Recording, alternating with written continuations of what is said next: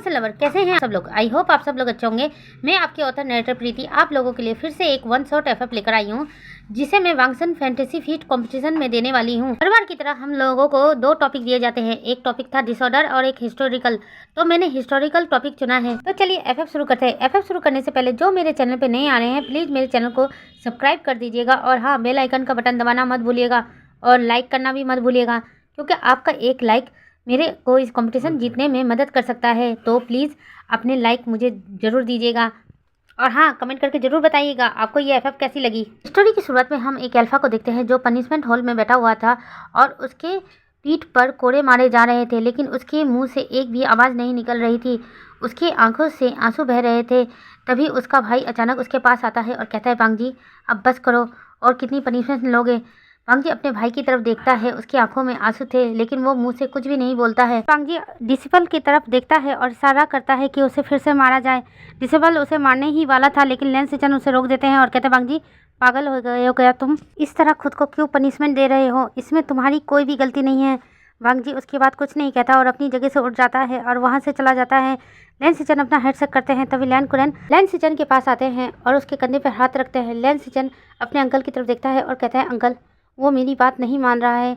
वो खुद को उस चीज़ के लिए पनिशमेंट दे रहा है जो उसने कभी की ही नहीं। इसमें उसकी कोई भी गलती नहीं है, लेकिन वो खुद को ही पनिशमेंट दे रहा है। लैंकुरन कहते हैं, तुम्हें पता है ना वांग जी कितना जिद्दी है। जब तक वो उसे माफ़ नहीं कर देता, वांग जी खुद को पनिश करता ही रहेगा। उधर लैंजन पनिशमेंट लेने के बाद सीधे अपने घर जिंगसी की तरफ जाने लगता है। उसके कदम धीरे धीरे चल रहे थे। लैंजन जाते हुए रास्ते को देख रहा था और उसकी आंखों से आंसू बह रहे थे। यहाँ से हम एक फ्लैशबैक देखते हैं। हम सीधे जियांग क्लैन को देखते हैं।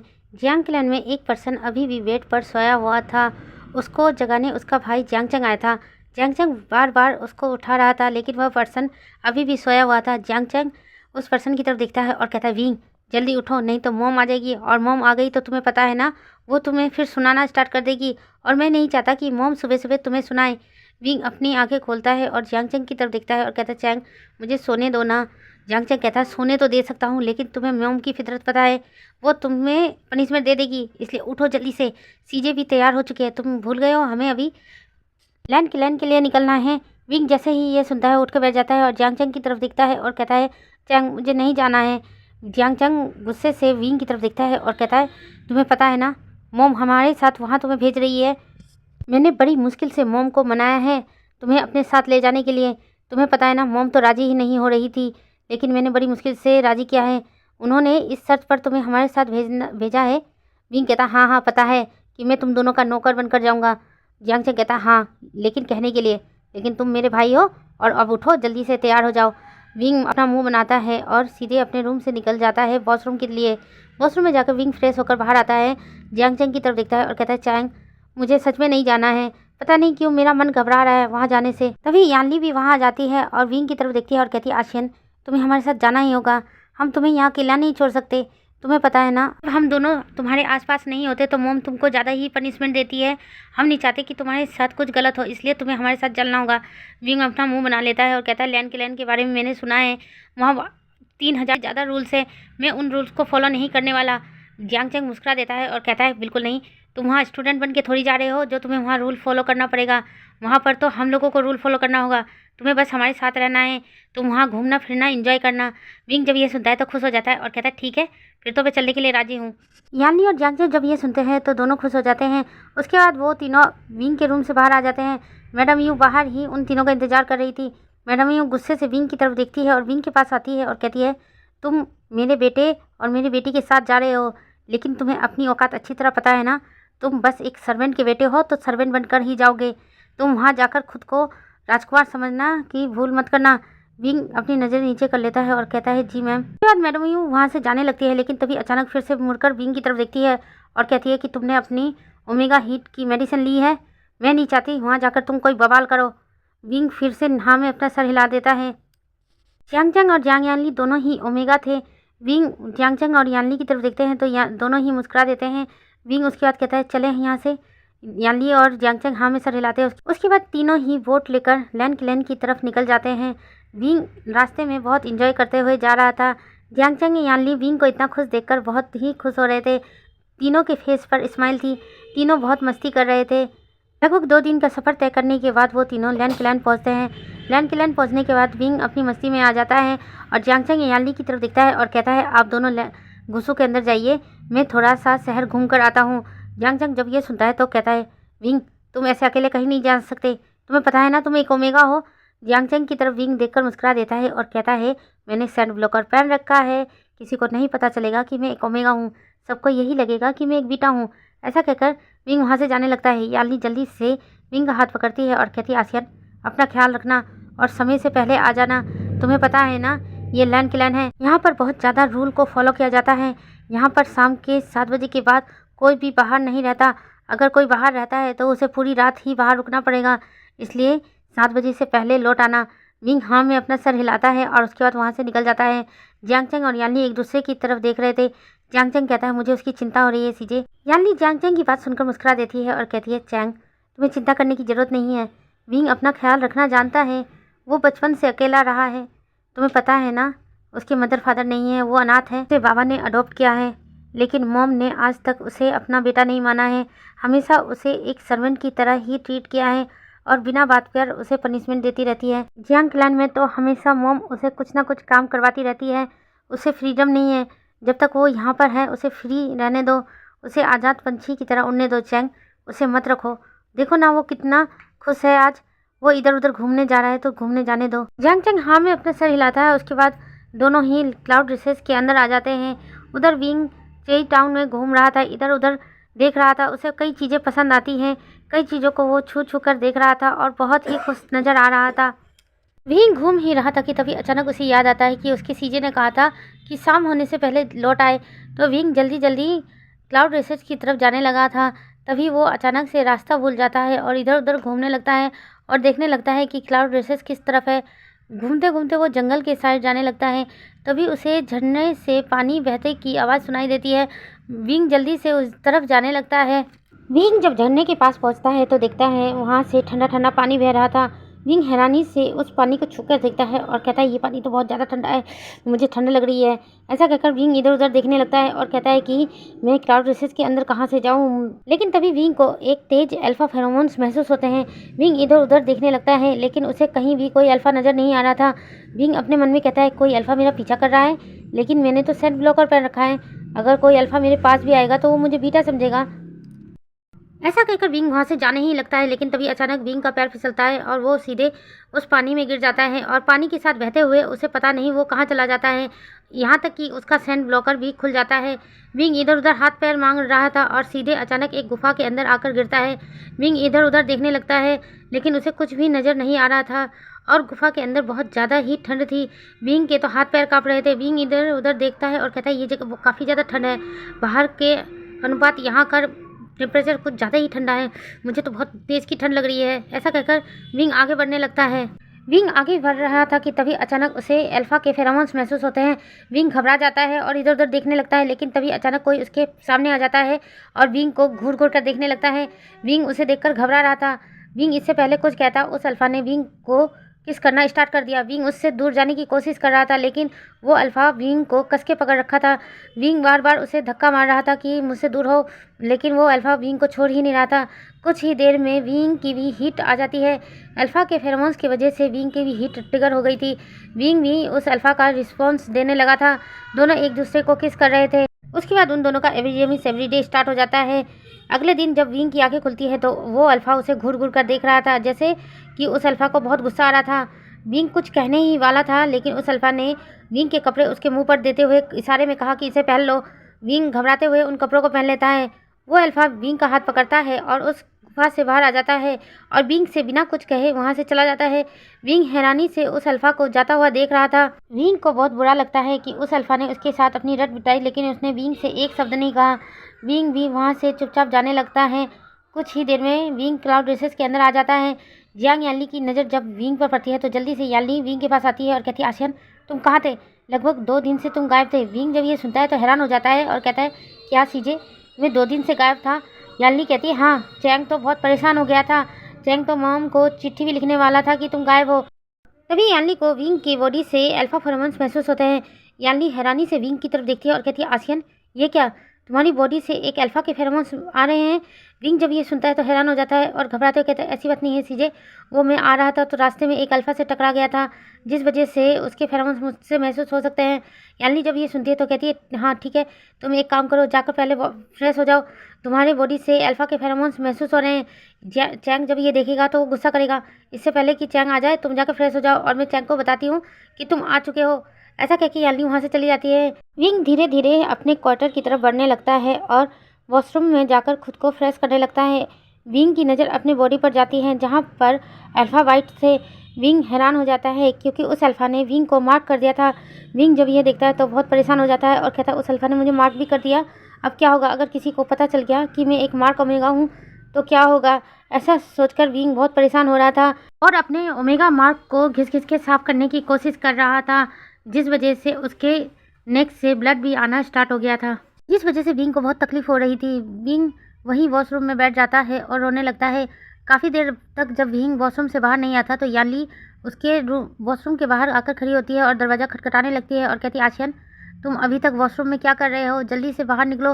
विंग जब याली की आवाज़ सुनता है तो जल्दी से खुद को फ्रेश करता है और वॉशरूम से बाहर आता है। याली विंग की तरफ देखती है तो उसकी आंखें लाल थी। याली जल्दी से विंग के पास आती है और कहती है कि आशियन क्या हुआ है, तुम्हारी आंखें ऐसे कैसे लाल हो गई। विंग अपनी आंखों को छुपाते हुए कहता है, कुछ नहीं सीजे, वो नहाते वक्त शायद आंखों में कुछ चला गया होगा इसलिए आंखें लाल हो गई होंगी। याली कहती है, आशियन तुम अब रूम में रेस्ट करो, हमारी क्लासेस हैं, मैं और चैंग क्लासेस लेने जा रहे हैं, तुम रूम से इधर उधर बिल्कुल भी मत जाना। विंग हाँ में सर हिलाता है और रूम में आकर अपने बेड पर बैठ जाता है। याली जब विंग को देखती है तो मुस्कुरा देती है, उसके बाद वहाँ से चली जाती है। लगभग 10 दिन तक तो विंग अपने रूम से बाहर ही नहीं निकलता है। चैंग और याली यह देखकर हैरान हो रहे थे क्योंकि विंग एक जगह कभी बैठता ही नहीं था, इधर उधर घूमता रहता था। याली विंग के पास आती है और कहती है, आशियन क्या हुआ है तुम्हें, जब से तुम यहाँ आए हो काफ़ी शांत हो गए हो, कुछ हुआ है क्या तुम्हारे साथ। विंग याली की तरफ देखता है और कहता है, नहीं सीजे, मुझे कुछ नहीं हुआ है। यांग चैंग भी आकर विंग के पास बैठ जाता है और कहता है, विंग सच सच बताओ क्या हुआ है तुम्हें, तुम इस तरह शांत रहने वालों में से तो नहीं हो, तुम यहाँ आए हो और इधर इधर ना जाओ ऐसा हो सकता है, तुम तो हमेशा घूमना फिरना पसंद करते हो ना, तो अब क्या हो गया है। विंग कहता है, मैं नहीं जा सकता बाहर, तुम्हें पता है ना मैडम ने क्या कहा है कि मुझे अपनी हैसियत के हिसाब से ही चलना चाहिए। यांगचंग जब ये सुनता है तो हैरान हो जाता है और कहता है कि क्या बकवास कर रहे हो, मैं यहाँ लेकर आया हूँ तुम्हें कि तुम यहाँ थोड़े खुश रहो और तुम ऐसी बातें कर, तुम मोम की बातें कब से मानने लगे, और तुम्हें यहाँ मोम की बातें मानने की बिल्कुल भी ज़रूरत नहीं है।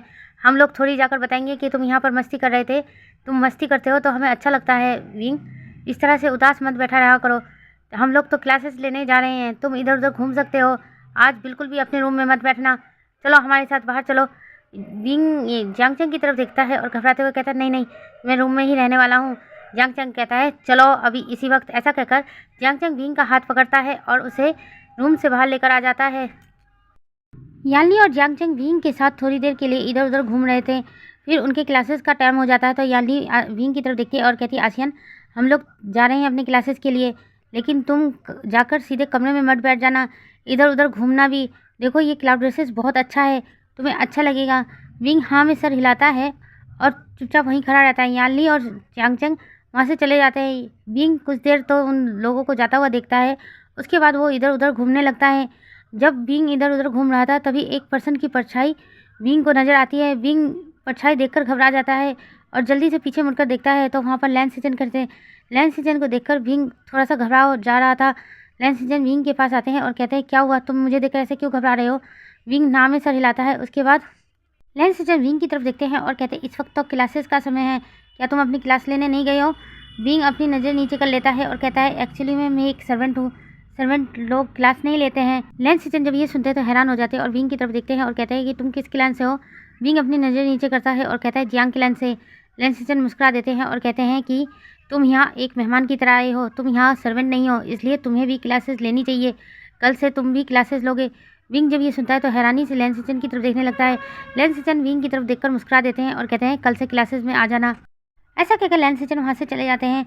विंग उनको जाता देख रहा था, लेकिन विंग के फेस पर एक स्माइल सी आ जाती है क्योंकि यहाँ पर किसी ने भी विंग को एक सर्वेंट की तरह ट्रीट नहीं किया था। इसलिए विंग खुश हो जाता है और अपने रूम की तरफ जाने लगता है। तभी उसे जियांग चैंग की बात याद आती है कि उसने मना किया है कि कमरे में जाकर नहीं बैठना है। इसलिए विंग भी इधर उधर घूमने लगता है। लेकिन जब विंग इधर उधर घूम रहा था तो उसे बार बार महसूस हो रहा था कि कोई उसका पीछा कर रहा है।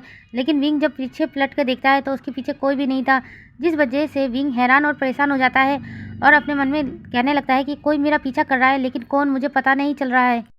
ऐसा सोचकर विंग थोड़ी देर इधर उधर टहलता है और उसके बाद अपने रूम में जाकर बैठ जाता है।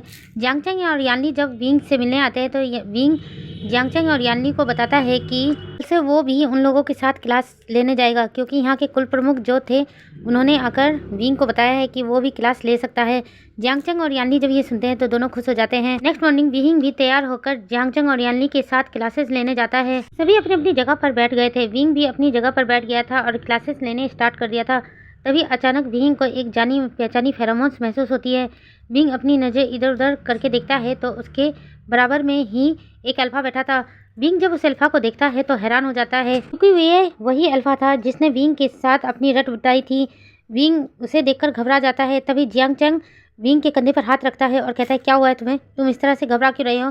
विंग नाम में सर हिलाता है और अपने मन में कहता है, ये तो वही अल्फा है, क्योंकि इस क्लासेस में अल्फा ओमेगा दोनों ही थे, इसलिए अल्फा और ओमेगा की बैठने की व्यवस्था अलग अलग की थी। विंग और वांगजी अलग अलग रो में बैठे थे, लेकिन एक दूसरे के आमने सामने। विंग बार बार उस अल्फा की तरफ देख रहा था, लेकिन उस अल्फा ने विंग की तरफ नोटिस ही नहीं किया, वो सिर्फ सामने की तरफ ही देख रहा था। विंग हैरान हो जाता है और कहता है, इसने मुझे एक बार भी नहीं देखा। जियांग चैंग तभी विंग के कान में कहता है, क्या हो गया? तुम बार बार लैन वांगजी को इस तरह से क्यों देख रहे हो? विंग हैरानी से जियांग चैंग की तरफ देखता है और कहता है, क्या ये लैन वांगजी है? जियांग चैंग हाँ में सर हिलाता है और कहता है, हाँ, गुसू का सेकंड प्रिंस लैन वांगजी बहुत ही खड़ूस है, किसी से ज़्यादा बात नहीं करता है। अगर इससे कोई भी बात करने जाए तो उसे गुस्से से ऐसे देखता है कि अभी ही खा जाएगा। बहुत घमंडी है और कोई ओमेगा तो उसके आसपास भी नहीं भटक सकता। ये ओमेगाओं को पसंद नहीं करता है। अगर कोई ओमेगा इसके करीब जाने की कोशिश करती है तो बहुत गुस्से से देखता है और उसको पनिशमेंट भी दे देता है कभी कभी। विंग जियांग चैंग की बात सुनकर एक बार वांगजी की तरफ देखता है और उसके बाद सीधे जियांग चैंग की तरफ देखने लगता है और अपनी नज़र नीचे कर लेता है। कुछ ही देर में उन लोगों की क्लासेस खत्म हो जाती है। सभी लोग एक एक करके क्लास से बाहर निकल रहे थे। विंग और वांगजी भी एक ही साथ क्लास से बाहर निकल रहे थे। तभी अचानक से विंग वांगजी से टकरा जाता है। जैसे ही विंग वांगजी से टकराता है तो विंग को लगा कि वांगजी उसे पकड़ लेगा, लेकिन वांगजी उसे देखे बिना ही वहाँ से चला जाता है और विंग धड़ाम से नीचे गिर जाता है। विंग हैरानी से लैन वांगजी को देख रहा था। जियांग चैंग और यानली जल्दी से विंग के पास आते हैं और विंग को खड़ा करते हैं और कहते हैं, तुम ठीक तो हो? विंग उन दोनों की तरफ देखता है और कहता है, हाँ सीजे मैं ठीक हूँ। उसके बाद सभी लोग अपने अपने रूम में आ जाते हैं। विंग अपने रूम में बैठा हुआ था और सोच रहा था, वो मेरा अल्फा है, लेकिन वो मुझे इस तरह देखकर इग्नोर क्यों कर रहा है? उसने मुझे मार्क किया है तो उसको तो मेरे फेरोमोन्स महसूस होंगे ना, वो इस तरह से मुझे इग्नोर कैसे कर सकता है? ऐसा सोचकर विंग अपने बेड पर लेट जाता है और अपनी आंखें बंद कर लेता है। विंग जब अपनी आंखें बंद करता है तो बार बार विंग की आंखों के सामने लैन वांगजी का चेहरा आ जा रहा था। विंग फिर से उठकर बैठ जाता है और कहता है कि मैं उनसे कल बात करूंगा, वो मुझे इस तरह से कैसे इग्नोर कर सकते हैं? मैं उनका मार्क ओमेगा हूँ, वो मेरे अल्फा हैं। ये सोचकर विंग फिर से लेट जाता है और अपनी आंखें बंद कर लेता है। अगले दिन विंग जल्दी से तैयार होकर क्लास में पहले ही पहुँच जाता है। जियांग यानली और जियांग चैंग अभी तक क्लासेस में नहीं आए थे। विंग जाकर देखता है कि लैन वांगजी अपनी जगह पर बैठा हुआ था। विंग जल्दी से लैन वांगजी के सामने जाकर खड़ा हो जाता है। लैन वांगजी एक बार विंग की तरफ देखता है और फिर से अपनी नज़र नीचे कर लेता है और अपना काम करने लगता है। विंग वांगजी की तरफ देखता है और कहता है, आप मुझे इस तरह से इग्नोर क्यों कर रहे हैं? वांगजी कुछ भी जवाब नहीं देता और अपना लिखने का काम जारी रखता है। विंग वांगजी के पास बैठने की कोशिश करता है, लेकिन जैसे ही विंग वहाँ बैठता है वांगजी जल्दी से खड़ा हो जाता है और अपना सारा सामान समेटता है और वहाँ से चला जाता है। विंग हैरानी से वांगजी को जाता हुआ देख रहा था और अपने मन में कहता है, मैं तो इनसे बात करने आया था और इन्होंने देखो मुझे पूरा इग्नोर ही कर दिया, जैसे कि मैं कुछ हूँ ही नहीं। ऐसे ही करते लगभग 10 दिन और बीत जाते हैं। विंग जब भी वांगजी के पास जाता है उससे बात करने के लिए, वांगजी उसे इग्नोर करके वहाँ से चला जाता है। वांगजी का इग्नोर करना विंग को बहुत तकलीफ देता था, क्योंकि वांगजी उसका अल्फा था। अगर कोई अल्फा अपने ओमेगा को इग्नोर करे तो ओमेगा को बहुत तकलीफ होती थी। विंग को भी बहुत तकलीफ होती थी। विंग अक्सर अकेले में बैठकर रोया करता था और अपने मन में सोचा करता था कि वांगजी उसके साथ ऐसा क्यों कर रहा है, वो तो उसका अल्फा है। ऐसा सोचकर विंग बहुत रोया करता था। एक दिन विंग ऐसे ही क्लाउड रेसेस के जंगलों में घूम रहा था, तभी उसे वांगजी दिखाई देता है। विंग अपने मन में कहता, आज तो मैं इनसे बात करके ही रहूँगा, वो मुझे इस तरह से क्यों बर्ताव कर रहे हैं। इससे अच्छा तो वो मुझे रिजेक्ट कर दे, कम से कम मुझे इतनी तकलीफ़ तो नहीं होगी। ऐसा सोचकर विंग वांगजी के सामने चला जाता है। जैसे ही वांगजी देखता है कि विंग उसके सामने है, वांगजी अपना रास्ता बदल लेता है, लेकिन विंग फिर से उसके सामने आ जाता है और कहता है, अल्फ़ा तुम मेरे साथ ऐसा क्यों कर रहे हो। वांगजी जब ये सुनता है तो गुस्से से विंग की तरफ देखने लगता है। विंग वांगजी की तरफ रोते हुए देखता है और कहता है, तुमने मुझे मार किया है, लेकिन तुम मुझे इस तरह से इग्नोर क्यों कर रहे हो। वांगजी फिर भी विंग की कोई बात नहीं सुनता और वहाँ से जाने लगता है। विंग जल्दी से वांगजी का हाथ पकड़ लेता है और कहता है, इससे अच्छा तो तुम मुझे रिजेक्ट कर दो। वांगजी जैसे ही ये सुनता है तो विंग का हाथ जोर से झटक देता है और गुस्से से विंग को देखने लगता है और चुपचाप वहाँ से निकल लेता है। विंग जब ये देखता है तो अपने घुटनों के बल बैठ जाता है और रोने लगता है और कहता है, क्यों अल्फ़ा क्यों, तुम मुझे रिजेक्ट क्यों नहीं कर देते। मुझे बहुत तकलीफ़ होती है तुम्हारा इस तरह से मेरा इग्नोर करना। मुझे इस तरह से इग्नोर मत करो, मैं तुम्हारा ओमेगा हूँ, मुझे तकलीफ़ हो रही है। ऐसा कहकर विंग अपना हाथों से अपना चेहरा छुपा लेता है और रोने लगता है। विंग वहाँ पर बैठकर काफ़ी देर तक रोता रहता है। तभी अचानक विंग के कंधे पर कोई हाथ रखता है। विंग जैसे ही ये महसूस करता है किसी ने उसके कंधे पर हाथ रखा है तो वो घबरा जाता है और जल्दी से खड़ा हो जाता है। तो सामने उसकी यानली थी। यानली विंग को इस तरह से रोता देखकर हैरान हो जाती है और कहती है, आसियन क्या हुआ है तुम्हें।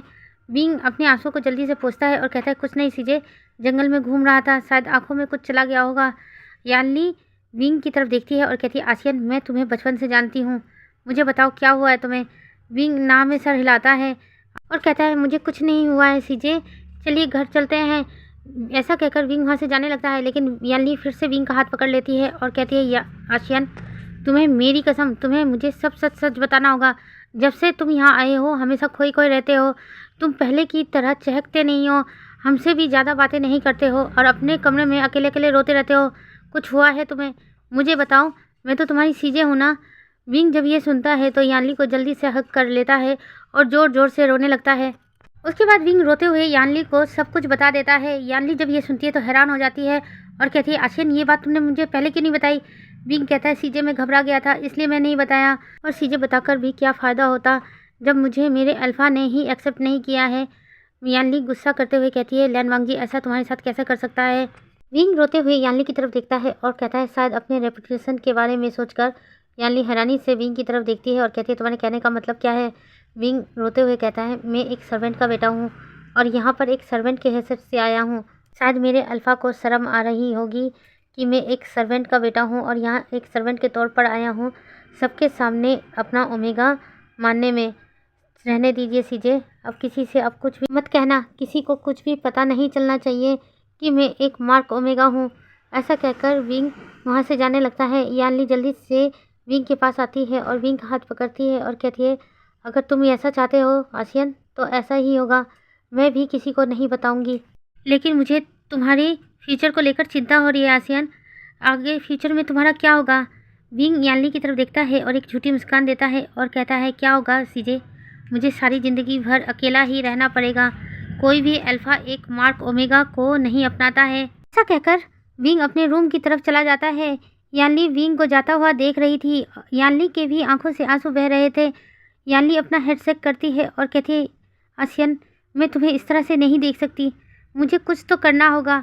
ये सोचकर यानली भी अपने रूम की तरफ बढ़ जाती है। यहाँ से हम नेक्स्ट मॉर्निंग का सीन देखते हैं। यानली और जियांग चंग दोनों ही रेडी हो गए थे क्लास के लिए, लेकिन विंग अभी ही अपने रूम से बाहर नहीं आया था, जिस वजह से जियांग चंग और यानली विंग के रूम में आते हैं तो देखते हैं विंग अभी भी सो रहा है। यानली विंग के पास जाती है और विंग को जगाने लगती है और कहती है, आसियन उठ जाओ, सुबह हो चुकी है, हमें क्लासेस के लिए जाना होगा, अगर हम देर से पहुँचे तो हमें पनिशमेंट मिलेगी। विंग अपनी आंखें खोलता है और यानली की तरफ देखता है और कहता है, सीजे मेरी तबीयत थोड़ी सी ख़राब है, मैं आज क्लासेस लेने नहीं जा सकता, आप दोनों चले जाइए। यानली जब ये सुनती है तो जल्दी से विंग के सर को छूकर टच करती है, उसके माथे को टच करती है तो देखती है विंग को बुखार है। यानली जल्दी से जियांग चंग की तरफ देखती है और कहती है, चंग विंग को तो बुखार है, क्या हमें हीलर को बुलाकर लाना होगा। विंग जल्दी से उठकर बैठ जाता है और कहता है, सीजे मैं ठीक हूँ, मैंने मेडिसिन ले ली है, आप दोनों को मेरी चिंता करने की ज़रूरत नहीं है, आप दोनों अपने क्लासेस के लिए चले जाइए, अगर आप दोनों लेट से पहुँचे तो आप लोगों को पनिशमेंट मिलेगी, मैं नहीं चाहता मेरी वजह से आप दोनों को पनिशमेंट मिले। जियांग चंग जल्दी से विंग के पास आकर बैठता है और कहता है, विभूषण क्या तुम सच बोल रहे हो। विंग हाँ में सर हिलाता है और कहता है, हाँ चिंग मैं सच बोल रहा हूँ, मैं ठीक हो जाऊँगा, मैंने मेडिसिन ले ली है, मैं कुछ देर रेस्ट करना चाहता हूँ, तो मुझे रेस्ट करने दो, मुझे बहुत तेज़ की नींद आ रही है, मैं सोना चाहता हूँ। ऐसा कहकर विंग लेट जाता है और अपनी आंखें बंद कर लेता है। यानली और जियांगचंग एक दूसरे की तरफ देख रहे थे। यानली कहती है, आचिंग हमें अपनी क्लास के लिए जाना होगा, नहीं तो लेट हो जाएगा। जियांगचंग भी हाँ में सर हिलाता है। उसके बाद यानली और जियांगचंग विंग के रूम से बाहर निकल जाते हैं। यानली और जियांगचंग के उस रूम से बाहर जाते ही विंग उठकर बैठ जाता है। उसकी आंखों से आंसू बह रहे थे। विंग अपने ओमेगा मार्क पर हाथ रख रहा था और अपने अल्फा को याद कर रहा था। अचानक से विंग को अपने अल्फा की क्रेविंग होने लगती है। विंग अपने मन में सोचता है, इस तरह से मुझे क्यों महसूस हो रहा है, क्यों मुझे ऐसा लग रहा है कि मैं उनसे जाकर मिलूं, उनसे बात करूं, लेकिन वो तो मुझसे बात तक नहीं करते। मुझे देखते ही साथ वहाँ से चले जाते हैं, मुझे इग्नोर करते हैं। शायद मैं एक सर्वेंट का बेटा हूँ, इसलिए अब मुझे यहाँ नहीं रहना चाहिए। मुझे जियांग क्लैन वापस चले जाना चाहिए। जियांगचंग और सीजे जब वापस आएंगे तो मैं उनसे बात करूँगा कि मुझे जियांग क्लैन वापस भेज दें। ये सोचकर विंग वापस लेट जाता है और अपनी आंखें बंद कर लेता है। इसी दिन शाम को विंग जियांगचंग और यानली से बात करता है और कहता है कि मुझे जियांग क्लैन वापस जाना है, मुझे यहाँ अच्छा नहीं लग रहा है। जियांगचंग तो ये सुनकर हैरान हो जाता है, लेकिन यानली समझ रही थी विंग यहाँ से क्यों वापस जाना चाहता है। इसलिए यानली कहती है, ठीक है, मैं फादर को स्कॉल भेज देती हूँ, वो किसी को भेज देंगे तुम्हें ले जाने के लिए। विंग हाँ में सर हिलाता है। जियांगचंग को तो समझ में कुछ भी नहीं आ रहा था कि अचानक विंग को हुआ क्या है, विंग इस तरह से रिएक्ट क्यों कर रहा है। विंग तो ऐसा नहीं था, विंग तो हमेशा हंसता खिलखिलाता रहता था, लेकिन जब से विंग यहाँ आया है हमेशा उदास ही रहता है। अगले दिन यानली और जियांगचंग विंग के पास आते हैं और क्लासेस लेने के लिए कहते हैं। विंग मना कर देता है कि उसे नहीं जाना है। जियांगचंग तो जिद करने लगा था, लेकिन यानली जियांगचंग को समझाती है कि विंग की तबीयत सही नहीं है, वो जाना नहीं चाहता तो रहने दो, उसके साथ ज़बरदस्ती मत करो। जियांगचंग तो अपना मुंह बना लेता है और वहाँ से चला जाता है। यानली विंग के पास आकर बैठती है और कहती है, क्या तुम सच में यहाँ से जाना चाहते हो? विंग हाँ में सर हिला देता है। यानली जब ये देखती है तो कहती है, ठीक है, मैं आज ही फादर को स्कॉल भेज देती हूँ। ऐसा कहकर यानली भी उस रूम से बाहर चली जाती है। यानली पहले अपने फादर के लिए एक स्क्रॉल लिखती है और उसके बाद उसे देने के लिए लैन डिसिपल के पास जाती है, लेकिन तभी लैन सेचन वहाँ आ जाते हैं। लैन सेचन को देखकर यानली वो करती है, लैन सेचन भी यानली को देखकर वो करते हैं और उसके बाद लैन सेचन कहते हैं, मिस जियांग, मुझे आपसे ही काम था। 2 दिन से विंग अपनी क्लासेस लेने नहीं आ रहा है, क्या उसकी तबीयत ठीक है?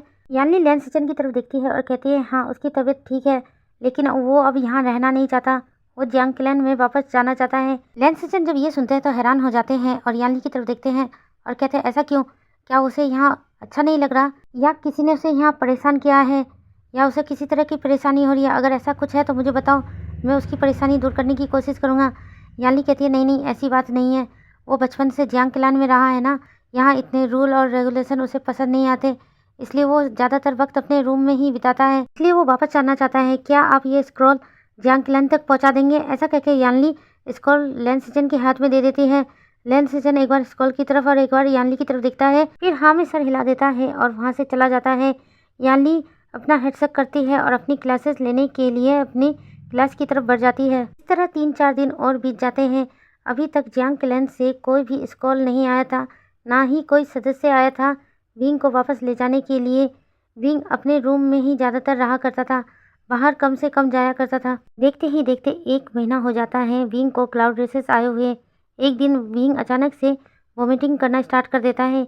यानली विंग के पास आती है और कहती है, आसियन क्या हुआ? विंग खुद को संभालते हुए यानली की तरफ देखता है और कहता है, पता नहीं सीजे, 2-4 दिन से अचानक से मुझे वॉमिटिंग आ जाती है, मैं कुछ भी खाता हूँ तो मुझे वॉमिटिंग सी हो जाती है, मुझे समझ में नहीं आ रहा है मुझे क्या हुआ है। यानली प्यार से विंग के सर को आती है और कहती है, आसियन तुम सारा दिन इसी रूम में रहते हो, तुम रूम से बाहर भी नहीं निकलते हो, कभी कभी रूम से बाहर भी निकलना चाहिए, बाहर की हवा भी लेनी चाहिए, तुम्हें सफोकेशन फील हो रही है, इस वजह से ऐसा हो रहा है, तुम मेरे साथ चलो, हम बाहर घूम कर आते हैं। विंग यानली का हाथ पकड़ लेता है और कहता है, नहीं सीजे, मुझे नहीं जाना है। यानली विंग की जब ये बात सुनती है तो गुस्सा करते हुए कहती है, मैं तुम्हारी कोई भी बात नहीं सुनने वाली, चलो मेरे साथ, हम लोग आज गुसो सिटी घूमने जा रहे हैं, तुम भी मेरे साथ चलो। विंग कहता है, नहीं सीजे, मुझे नहीं जाना, मेरा मन नहीं है।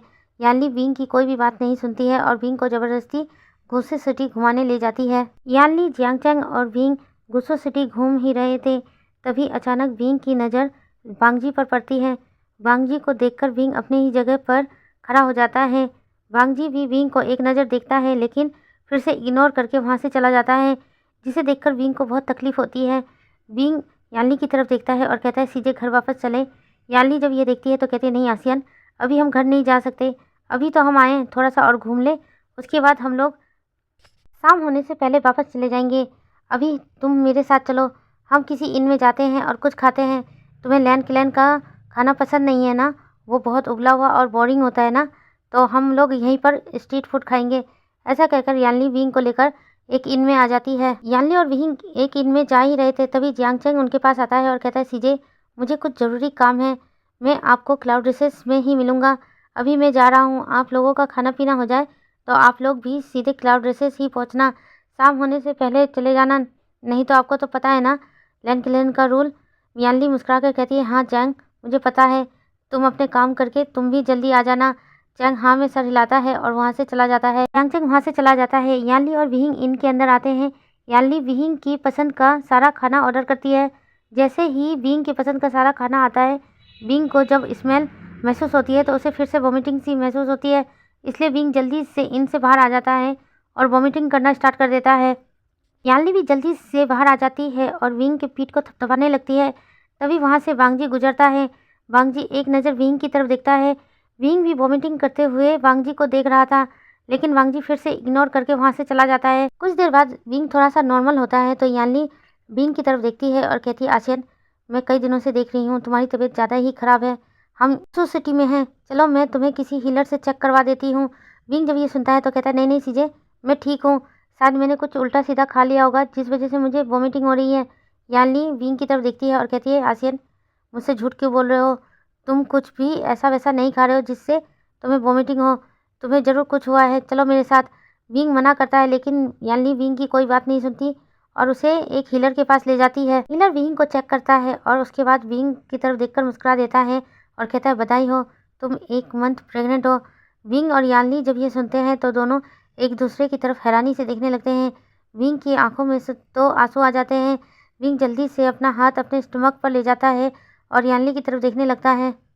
उसके बाद हीलर विंग को बताता है उसे क्या करना है और क्या नहीं, और अगली बार अगर विंग चेकअप कराने आए तो अपने अल्फा को भी अपने साथ लेकर आए। विंग जब ये सुनता है तो यानली की तरफ देखने लगता है। यानली जल्दी से उस हीलर को कुछ पैसे देती है और विंग को लेकर बाहर आ जाती है। यानली विंग से कुछ कहने वाली थी, लेकिन विंग को तो कुछ होश भी नहीं था, वो खुद ब खुद ही चले जा रहा था, यानली की तरफ देख भी नहीं रहा था।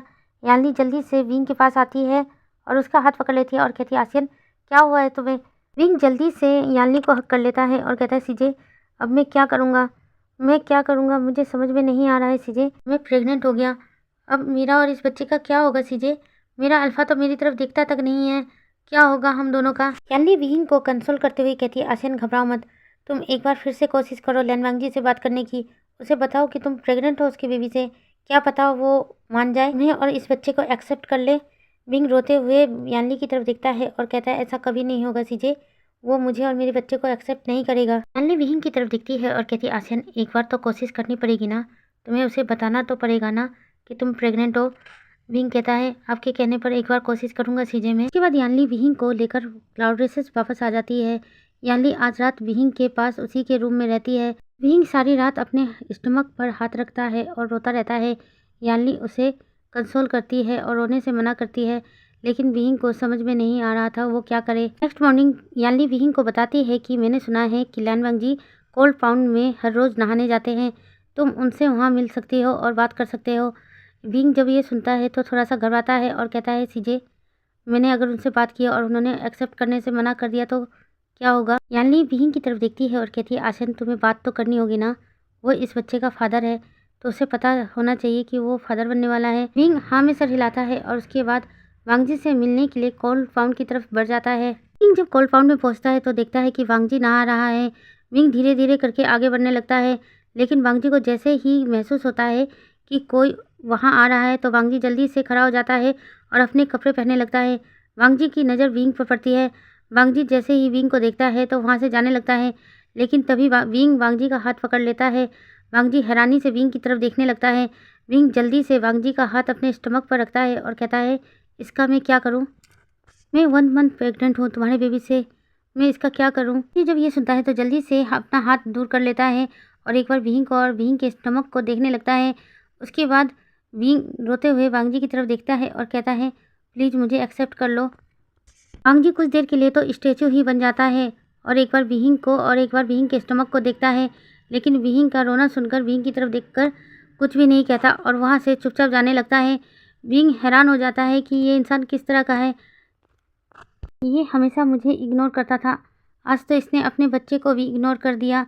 ये सोचकर विंग वहीं घुटनों के बल बैठ जाता है और रोने लगता है, लेकिन वांगजी एक बार भी पीछे मुड़कर विंग को नहीं देखता है। विंग वापस अपने रूम में आ जाता है। यानली विंग का इंतजार कर रही थी। विंग जैसे ही यानली को देखता है और उससे जाकर हक कर लेता है और रोते हुए बताता है, सीजे उसने मना कर दिया, उसने तो आज अपने बच्चे को भी इग्नोर कर दिया सीजे, मुझे पता था वो इस चीज़ को एक्सेप्ट नहीं करेगा। यानली विंग को कहती है, अब तुम क्या करोगे आसियन? विंग कहता, पता नहीं सीजे, मैं क्या करूँगा, मैं सोच रहा हूँ मैं खुद को ही ख़त्म कर लूँ। यानली जब ये सुनती है तो ज़ोर से चिल्लाती है, आसियन ये कैसी बातें कर रहे हो? लेकिन तभी वहाँ पर मैडम यू आ जाती है। मैडम यू को देखकर यानली और विंग दोनों ही हैरान हो जाते हैं।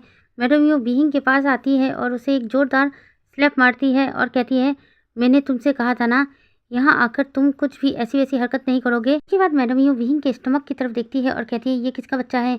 विंग वांगजी का नाम नहीं लेना चाहता था, इसलिए नाम में सर हिलाता है और कहता है, पता नहीं। मैडम यू जब ये सुनती है तो विंग को फिर से एक जोरदार स्लैप मारती है। विंग नीचे गिरने ही वाला था कि यानली आकर पकड़ लेती है और मैडम यू की तरफ देखती है और कहती है, माँ अब ये क्या कर रहे हो, वो प्रेग्नेंट है, अब इस तरह से उसे क्यों मार रही हो? मैडम यू गुस्से से यानली की तरफ देखती है और कहती है, तुम मुझे रोक रहे हो और इसे बचा रहे हो, तुम्हें पता है ना इसने क्या किया है? अब किसी को पता चल गया कि ये प्रेग्नेंट है तो हमारी कितनी बदनामी होगी, हमारी क्लैन की कितनी बदनामी होगी। इसके बाद मैडम यू विंग के पास आती है और कहती है, तुम अब यहाँ बिल्कुल नहीं रुकोगे, तुम मेरे साथ जियांग क्लैन वापस जा रहे हो। मैडम यू यानली की तरफ देखती है और कहती है, यानली जाकर इसका सामान पैक करो, मैं एक पल के लिए भी इसे यहाँ नहीं रखने वाली, मैं इसे अपने साथ जियांग क्लैन वापस लेकर जाऊँगी। ऐसा कहकर गुस्से में मैडम यू वहाँ से चली जाती है। यानली विंग की तरफ देखती है, विंग अभी भी रो रहा था। यानली विंग के पास आती है और प्यार से उसके सर को सहलाती है और कहती है, आसियन तुम यहाँ से कहीं दूर चले जाओ, अगर मॉम तुम्हें अपने साथ ले गई तो वो तुम्हें और भी ज़्यादा टॉर्चर करेगी। ऐसा कहकर यानली जल्दी से विंग के रूम में जाती है और विंग का सामान समेटना स्टार्ट कर देती है। विंग अभी भी अपनी जगह पर खड़ा हुआ था और यानली को देख रहा था, उसकी आंखों से अभी भी लगातार आंसू बह रहे थे। यानली विंग का सामान पैक करके बाहर आती है और यानली का हाथ पकड़ती है और कहती है, चलो आसियन तुम्हें यहाँ से कहीं दूर जाना होगा। ऐसा कहकर यानली विंग को लेकर जाने लगती है, लेकिन तभी मैडम यू जियांग के साथ वहाँ आ जाती है। मैडम यू यानली के हाथ में विंग का सामान देखती है तो कहती है, तुमने अच्छा किया इसका सामान पैक कर दिया, अभी इसी वक्त मैं इसे अपने साथ जियांग क्लैन ले जाऊंगी। ऐसा कहकर मैडम यू यानली के हाथ से विंग का सारा सामान लेती है और विंग के हाथ में पकड़ाती है और कहती है, चलो मेरे साथ। ऐसा कहकर मैडम यू विंग का हाथ पकड़ती है और कहती है, चलो मेरे साथ। यानली जब ये देखती है तो जल्दी से मैडम यू के पास आती है और कहती है, मॉम वो प्रेग्नेंट है, उसके साथ आप गलत मत करना, इसमें उसकी कोई भी गलती नहीं है, उस अल्फा ने ही इसके साथ गलत किया है। मैडम यू गुस्से से यानली की तरफ देखती है और कहती है, तुम्हें इस सब मामले में पढ़ने की कोई ज़रूरत नहीं है, तुम दोनों यहाँ पढ़ने आए हो तो पढ़ो, मैं इसको अपने साथ लेकर जा रही हूँ। ऐसा कहकर मैडम यू विंग को अपने साथ ले जाती है। यहाँ से सीन शिफ्ट करके हम 2 महीने बाद का सीन देखते हैं। यानली और जियांग की पढ़ाई कंप्लीट हो चुकी थी, इसलिए वो लोग जियांग क्लैन लौट आए थे। यानली जियांग क्लैन में आते ही सबसे पहले विंग से मिलने जाती है। विंग इस वक्त अपने रूम में बैठा हुआ था। यानली विंग को देखती है तो हैरान हो जाती है, क्योंकि विंग का फेस काफ़ी ज़्यादा पेल नज़र आ रहा था और वो काफ़ी कमज़ोर भी नज़र आ रहा था। यानली विंग के पास आकर बैठती है और कहती है, आसियन तुम्हें क्या हुआ है, सब कुछ ठीक तो है ना, और तुम्हारा बेबी? जैसे ही यानली बेबी का नाम लेती है, विंग की आंखों से आंसू बह जाते हैं और कहते हैं, वो अब इस दुनिया में नहीं है सीजे, जिस तरह उसके पिता को इसकी कोई ज़रूरत नहीं थी, इस दुनिया को भी उसकी ज़रूरत नहीं थी, इसलिए वो ये दुनिया छोड़कर जा चुका है सीजे। ऐसा कहकर विंग वहीं बैठ जाता है। यानली जब ये सुनती है तो हैरान हो जाती है और कहती है, आसियन तुमने मुझे बताया क्यों नहीं? विंग जल्दी से यानली को हक कर लेता है और रोने लगता है और कहता है, सीजे मुझे खुद नहीं पता था, मैडम ने मेरे खाने में गर्भपात की दवाई मिलाकर मुझे खिला दिया था, मुझे नहीं पता था कि वो गर्भपात की दवाई है और मैंने खा लिया था, जिस वजह से मेरा मिसकैरेज हो गया है, मेरा बच्चा मुझे छोड़कर चला गया है सीजे। ऐसा कहकर विंग ज़ोर ज़ोर से रोने लगता है और यानली को हक करे रहता है। यानली भी विंग के पीठ को थपथपाती है, उसे कंसोल करने की कोशिश करते हैं। यानली को विंग की बहुत चिंता हो रही थी। यानली को अपनी माँ पर भी बहुत गुस्सा आ रहा था, इस तरह उसकी माँ कैसे एक मासूम बच्चे की जान ले सकती है। यानली गुस्से में मैडम यू से मिलने जाती है। मैडम यू जब यानली को देखती है तो बहुत खुश हो जाती है, क्योंकि कई महीनों बाद मैडम यू यानली से मिल रही थी। मैडम यू जल्दी से यानली के पास जाती है और उसे हक कर लेती है और कहती है, यानली बेटा तुम कैसे हो? यानली गुस्से में मैडम यू को धक्का देते हैं। जियांग फेमिया और जियांग चंग भी वहीं पर थे। जब जियांग फेमिया यानली को ऐसी हरकत करते देखते हैं तो कहते हैं, यानली ये कैसी हरकत है, तुम अपनी माँ के साथ इस तरह की बदतमीजी क्यों कर रही हो? यानी गुस्से से मैडम यू की तरफ देखती है और कहती है, आप ऐसा कैसे कर सकती हो? आप एक मासूम बच्चे की जान कैसे ले सकती हो? आपने बिहिंग के बच्चे को मार दिया। जियांग चंग और जियांग फेमिया जब ये सुनते हैं तो हैरान हो जाते हैं और यानली की तरफ देखने लगते हैं और कहते हैं, यानली तुम ये क्या कह रही हो? यानली रोते हुए जियांग फेमिया की तरफ देखती है और कहती है, हाँ बाबा, मैं सच कह रही हूँ। बिंग प्रेग्नेंट था और माँ ने उसका मिसकैरेज करवा दिया है। इसमें बिंग की कोई भी गलती नहीं थी, उस अल्फा की गलती थी जिसने अपना रट बिंग के साथ बिताया था। लेकिन इसमें विहिंग और उस मासूम बच्चे की कोई गलती नहीं थी। माँ ने ऐसा क्यों किया? जियांग फेंगिया जब ये सुनते हैं तो मैडम यू के पास आते हैं और कहते हैं, यू, क्या तुमने सच में ये किया है? मैडम यू कहती है, हाँ मैंने ये किया है, क्योंकि मैं नहीं चाहती थी कि हमारी कोई बदनामी हो। हमारे क्लैन की कितनी बदनामी होगी तुम्हें पता है? तुमने उस सर्वेंट के बच्चे को हमारे क्लैन में रखा है और उसे तुम अपना बेटा मानते हो। अगर ये बात बाहर फैलती कि वो प्रेग्नेंट है तो हमारे क्लैन की कितनी बदनामी होती, इसलिए मैंने ऐसा किया है। जियांग फेमिया जब ये सुनते हैं तो गुस्से से एक स्लैप मैडम यू को मारते हैं और कहते हैं, तुम पागल हो गई थी क्या? इसमें उस मासूम बच्चे की क्या गलती थी? तुमने उस मासूम बच्चे को क्यों मार डाला? जियांग फेमिया मैडम यू के कंधे से पकड़ते हैं और गुस्से से मैडम यू की तरफ देखते हैं और कहते हैं, तुम भी तो एक माँ हो। कोई अगर तुम्हारे बच्चे को मार दे तो तुम्हें कैसा महसूस होगा? तुमने एक मासूम बच्चे को मार दिया। बीइंग पर क्या बीत रही होगी तुम्हें पता है? तो मैं सोच रहा हूँ, जब से बीइंग लैंड क्लैन से वापस आया है वो अपने कमरे से बाहर ही नहीं निकलता। ऐसा क्या हो गया है उसे? मैं यही सोचता रहता था। उस मासूम बच्चे को उसके माँ बाप ने मुझे सौंपा था। तुम्हें पता है यू, मैंने उसे क्यों एक्सेप्ट किया था? क्यों उसे मैंने अपना अडॉप्टेड सन बनाया? तुम्हें नहीं पता होगा। वी चांगसे और कांगसा सरेन ने मेरी जान बचाई थी। उन्होंने मरते हुए अपने बच्चे को मुझे सौंपा था कि मैं उसे अपने बच्चे की तरह पालूंगा। लेकिन तुमने क्या किया उस मासूम बच्चे के साथ यू? मुझे तुमसे अब नफरत हो गई है। ऐसा कहकर जियांग फेमिया मैडम यू को धक्का दे देते हैं। मैडम यू सीधे जमीन पर जाकर गिरती है। जियांग फेमिया गुस्से से मैडम यू की तरफ देख रहे थे। उसके बाद जियांग फेमिया यानली की तरफ देखते और कहते हैं, क्या तुम्हें पता है वो अल्फा कौन था? यानली घबराते हुए कहती है, जी बाबा पता है। जियांग फेमिया कहते हैं, नाम बताओ उसका। यानली घबराते हुए जियांग फेमिया की तरफ देखती है और कहती है, बाबा वो लैन वांगजी है। जियांग फेमिया जब यह सुनते हैं तो हैरानी से यानली की तरफ देखने लगते हैं और कहते हैं, क्या कहा तुमने? लैन वांगजी? यानली घबराते हुए हाँ में सर हिलाती है और कहती है, जिस दिन हम लोग क्लाउड रेसेस गए थे उसी दिन बीइंग इधर उधर घूमने के लिए चला गया था और लैन वांगजी अपने रट में था। लैन वांगजी ने अपने आप को एक गुफा में कैद कर रखा था। लेकिन जैसे ही लैन वांगजी को विहिंग के फेरोमोन्स महसूस हुए उसने विहिंग पर अटैक कर दिया और विहिंग के साथ। ऐसा कहकर यानली चुप हो जाती है। जियांग फेमिया समझ जाते हैं कि आगे क्या हुआ था, इसलिए और कुछ भी नहीं पूछते हैं। जियांग चंग तो ये बात सुनकर हैरान हो जाता है और जल्दी से यानली के पास आता है और कहता है, सीजे आप ये क्या कह रही हो? यानली कहती है, चैंग मैं सच कह रही हूँ, ऐसा ही हुआ था। यहाँ तक कि लैन वांगजी ने विहिंग को मार्क भी कर दिया है। विहिंग अब लैन वांगजी का मार्क ओमेगा है। जियांग चंग यानली की तरफ देखता है और कहता है, ये कैसे हो सकता है सीजे? मैंने लैन वांगजी और विहिंग को देखा है, वो दोनों दूसरे से बात तक नहीं करते। लैन वांगजी तो विहिंग को इग्नोर करके चला जाता है। अगर विंग वांगजी का ओमेगा है तो वांगजी तो। जियांग चंग इससे पहले कि अपनी बातें पूरी करता यानली बीच में बोल पड़ती है, लैन वांगजी ने विंग को रिजेक्ट कर दिया था।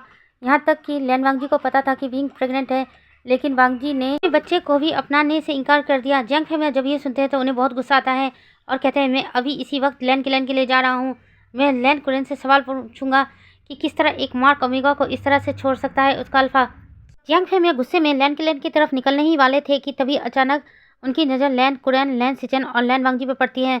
उन लोगों को देखकर जियांग फेमिया को बहुत गुस्सा आ रहा था। लैन कुरेन जियांग फेमिया के पास आते हैं और कहते हैं, फेमिया मुझे तुमसे कुछ ज़रूरी बात करनी है। जियांग फेमिया अभी भी गुस्से से लैन कुरेन की तरफ देख रहे थे। जियांग फेमिया में सर हिलाते हैं। उसके बाद लैन कुरेन और जियांग फेमिया अकेले रूम में चले जाते हैं बात करने के लिए। लैन वांगजी अभी भी वहीं पर खड़ा था, लैन सिचन भी था। जियांग चैंग को तो इस वक्त बहुत गुस्सा आ रहा था, तो मन कर रहा था कि लैन वांगजी का मुंह तोड़ दे। यही सोचकर वो वांगजी की तरफ बढ़ने लगता है, लेकिन तभी यानली जियांग चैंग का हाथ पकड़ लेती है और कहती है, आचिंग कुछ भी मत करना। इस वक्त लैन वांगजी हमारा मेहमान है, वो हमारे घर पर आया है, इसलिए तुम उसे कुछ भी नहीं कहोगे। जियांग चैंग गुस्से से यानली की तरफ देखता है और कहता है, सीजे मुझे उसका मुँह तोड़ने को मन कर रहा है। यानली कहती है, मुझे भी कर रहा है, लेकिन हम अभी कुछ नहीं कर सकते, शांत रहो। लैन कुरेन और जियांग फेमिया रूम में जाकर बातें करने लगते हैं। लैन कुरेन जियांग फेमिया से कुछ बातें करते हैं। जियांग फेमिया लैन कुरेन की तरफ देखते हैं और कहते हैं, मैं तुम्हारे पर भरोसा करके अपने बेटे को तुम्हें सौंप रहा हूँ कुरेन। अगर इस बार मेरे बेटे की आंखों से आंसू बहे तो मुझसे बुरा कोई नहीं होगा। लैन कुरेन कहते हैं, फेमिया मुझ पर भरोसा रखो। एक्चुअली मुझे कुछ पता ही नहीं था। अगर ये बात मुझे पहले पता चलती तो मैं तभी तुमसे बात करके विंग से वांगजी की शादी करवा देता, लेकिन अब ज़्यादा देर नहीं हुई है। वैसे भी वांगजी ने विंग को मार्क कर दिया है, इस हिसाब से विंग वांगजी का मार्क ओमेगा है। हम चाहकर भी उन दोनों के रिश्ते को ना नहीं कर सकते। जियांग फेमिया कहता है ठीक है, तो फिर कल ही उन दोनों की शादी करवा देते हैं।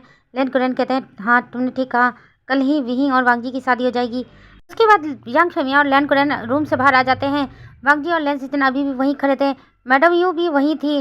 जियांग यानली जल्दी से जियांग फेमिया के पास आती है और कहती है बाबा क्या हुआ है। जियांग फेमिया यानली की तरफ देखते हैं और मुस्कुरा देते हैं और कहते हैं बेटा शादी की तैयारी करवाओ, कल विहिंग और लैन वांगजी की शादी है।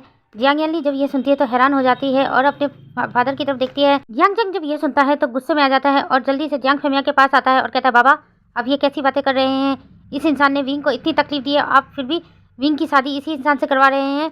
जियांग फेमिया जियांग चंग की तरफ देखते हैं और कहते हैं आचिंग क्या कर सकता हूँ मैं, इसने विंग को मार्क कर दिया है, अब विंग इसका मार्क ओमेगा है, विंग की शादी और कहीं नहीं हो सकती।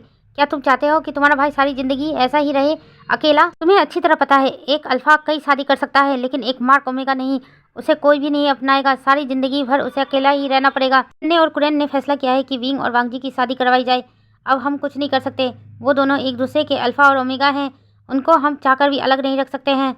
उसके बाद जियांग फेमिया अपने सर्वेंट को आवाज़ लगाता है, सर्वेंट वहाँ आता है।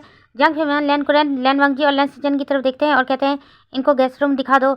सर्वेंट जियांग फेमिया की बात सुनकर उन लोगों को गेस्ट रूम की तरफ ले जाता है।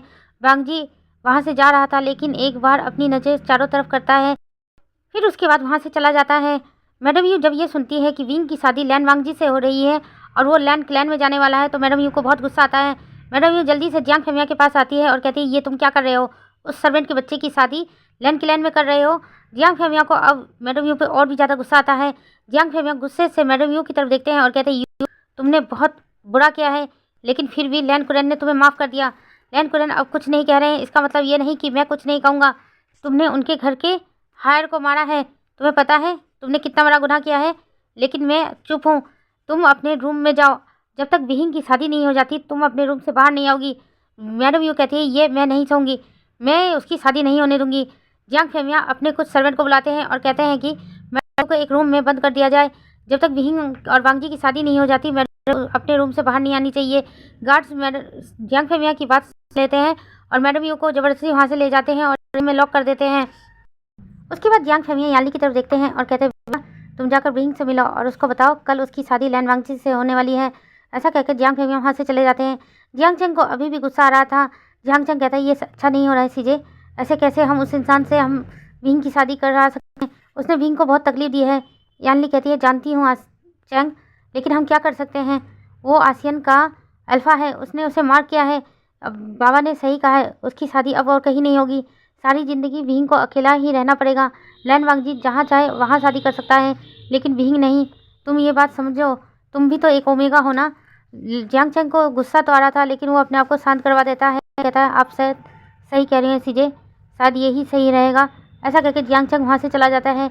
जियांग यानली अपना हेड से करती है और कहती है मुझे आसियन से बात करनी होगी, मुझे पता है आसियन इस रिश्ते को मना कर देगा लेकिन आसियन की शादी लैन वांगजी से होना बहुत ज़रूरी है। उसके बाद यानली विहिंग के रूम में आती है। विहिंग अपने रूम में चुपचाप बैठा हुआ था और कपड़े पर कुछ बना रहा था। यानली विहिंग के पास आकर बैठ जाती है और कहती है आसियन तुम क्या कर रहे हो। विहिंग यानली की तरफ देखते हुए कहता है सीजे मैं कपड़े पर डिज़ाइन बना रहा हूँ। यानली उस कपड़े को लेती है और देखती है कि विहिंग ने बहुत अच्छा डिज़ाइन बनाया था। यानली मुस्कुरा देती है और कहती है आसियन ये तो बहुत खूबसूरत है। विहिंग थोड़ा सा मुस्कुरा देता है और फिर से उस कपड़े पर डिज़ाइन बनाना लगता है। यानली विहिंग के सर पर प्यार से हाथ चलाती है और कहती है पता है आसियन कल क्या होने वाला है। विंग अपना काम करते हुए यानली की तरफ देखता है और कहता है क्या होने वाला है सीजे। यानली मुस्कुरा देती है और कहती है कल तुम्हारी और लैन वांगजी की शादी होने वाली है। विंग उस वक्त सुई धागे से कपड़े पर कुछ बना रहा था लेकिन तभी अचानक विंग के हाथ में सुई चुभ जाती है। विंग जल्दी से आउच करता है। यानली जब ये देखती है तो जल्दी से विंग का हाथ पकड़ लेती है और उसकी उंगली को देखने लगती है। विंग हैरानी से यानली की तरफ देख रहा था और कहता है सीजे अभी आपने क्या कहा। यानली विंग की तरफ देखती है और कहती है हाँ आसियन तुमने ठीक सुना, कल तुम्हारी शादी है लैन वांगजी के साथ। विंग जल्दी से खड़ा हो जाता है और कहता है ये शादी मैं नहीं करना चाहता सीजे। यानली जब ये सुनती है तो हैरान हो जाती है और कहती है आसियन वो तुम्हारा अल्फा है, उसने तुम्हें मार किया है, उसके अलावा तुमसे शादी कौन करेगा। विंग कहता है मैं सारी ज़िंदगी ऐसे अकेला बिता दूंगा लेकिन मैं उस अल्फा से शादी नहीं करूंगा। ऐसा कहकर विंग अपना फेस दूसरी तरफ कर लेता है। यानली जल्दी से विंग के सामने आती है और कहती है आसियन तुम्हारी शादी फादर ने तय की है, क्या तुम चाहते हो कि सबके सामने बाबा का सर नीचा हो जाए। विंग जब ये सुनता है तो यानली की तरफ देखने लगता है और कहता है ठीक है सीजे मैं शादी करने के लिए तैयार हूँ। लेकिन उससे पहले मैं लान वांगजी से मिलना चाहता हूँ, क्या मिल सकता हूँ? याली एक बार कुछ सोचती है, फिर उसके बाद कहती है ठीक है आसियन, मैं लैन वांगजी से मिलने की व्यवस्था कर देती हूँ, तुम उससे मिल सकते हो। ऐसा कह के याली उस रूम से बाहर निकल जाती है। विंग वापस आकर अपने बेड पर बैठ जाता है। उसकी आंखों से आंसू बह रहे थे। अनजाने में ही विंग का हाथ उसके स्टमक पर चला जाता है। वो प्यार से अपने स्टमक को सहलाने लगता है और रोने लगता है। याली विंग के रूम से सीधे निकलकर वांगजी के गेस्ट रूम की तरफ जाने लगती है और वांगजी के गेस्ट रूम के दरवाजे को खटखटाने लगती है। जैसे ही याली दरवाजा खटखटाती है तो लैन सिजन दरवाजा खोलते हैं। याली लैन सिजन को देखकर वो करती है और कहती है विंग वांगजी से अकेले में मिलना चाहता है, क्या विंग मिल सकता है? लैन सिजन जब ये सुनते हैं तो कहते हैं हाँ वो मिल सकता है। उसके बाद लैन सिजन वांगजी की तरफ आते हैं और कहते हैं वांगजी क्या तुम विंग से मिलना चाहते हो? वांगजी हूँ में जवाब देता है। याली वांगजी की तरफ देखती है और कहती है कि आइए मेरे साथ। वांगजी याली के साथ जाने लगता है। याली विंग के रूम के पास आकर खड़ी हो जाती है और ये आसिया का रूम है, आप जाकर उससे मिल लीजिए, वो आपसे मिलना चाहता है। वांगजी हूँ में जवाब देता है और उसके बाद विंग के रूम का दरवाज़ा खटखटाने लगता है। विंग दरवाज़ा खोलता है तो सामने वांगजी होता है। वांगजी को देखकर विंग थोड़ा पीछे हो जाता है और वांगजी रूम के अंदर आ जाता है। विंग जब वांगजी को देखता है तो वांगजी से कहता है दरवाज़ा बंद कर दीजिए। वांगजी जब ये सुनता है तो वो जल्दी से जाकर दरवाज़ा बंद कर देता है। विंग वांगजी को गुस्से से देख रहा था। वांगजी जब ये देखता है कि विंग उससे गुस्से से देख रहा है तो वांगजी अपनी नज़रें नीचे कर लेता है। विंग वांगजी की तरफ देखता है और कहता है कल हम दोनों की शादी होने वाली है। वांगजी हूँ में जवाब देता है। विंग कहता है आप मुझसे शादी क्यों करना चाहते हैं? वांगजी विंग का सवाल सुनकर कुछ भी नहीं कहता, बस चुपचाप नीचे देख रहा था। वांगजी की नज़र विंग के स्टमक पर थी। विंग जब यह देखता है कि वांगजी कहाँ देख रहा है तो विंग को और भी ज़्यादा गुस्सा आता है। विंग गुस्से से अपने हाथों की मुट्ठियाँ कस लेता है और वांगजी की तरफ देखता है और कहता है अब मैं समझ गया तुम मुझसे शादी करना क्यों चाहते हो, क्योंकि मैं तुम्हारे बच्चे से प्रेग्नेंट हूँ, इसलिए ना? वांगजी जब ये सुनता है तो विंग की आंखों में देखने लगता है। विंग एक हल्की सी दर्द भरी सी मुस्कुराहट देता है और कहता है लेकिन आपकी जानकारी के लिए बता दूं, जिस बच्चे की वजह से आप मुझसे शादी कर रहे हैं वो बच्चा अब इस दुनिया में नहीं है।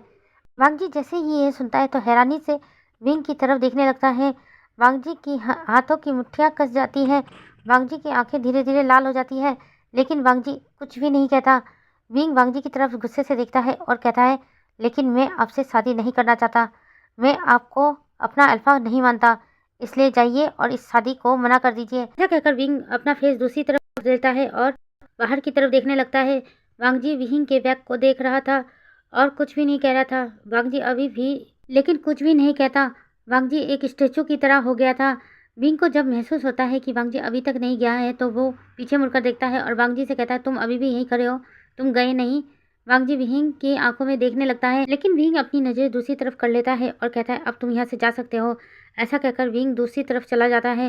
वांगजी थोड़ी देर के लिए विंग को देखता है, उसके बाद वहाँ से चला जाता है। वांगजी के रूम से जाते ही याली विंग के कमरे में आती है और विंग की तरफ देखने लगती है।